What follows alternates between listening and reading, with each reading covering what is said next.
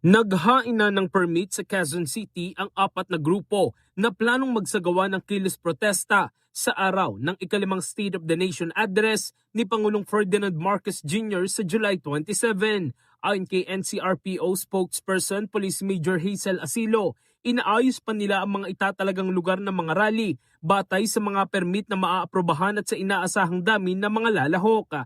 Hindi muna pinangalanan ng NCRPO ang apat na grupo.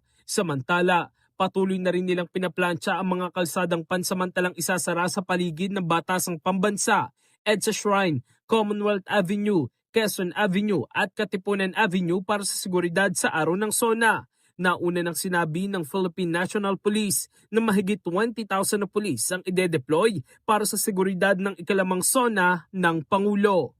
In the heart of changing lives, ako si Brigada Jigo Custodio ng 105.1 Brigada News of Manila, the Music News Authority.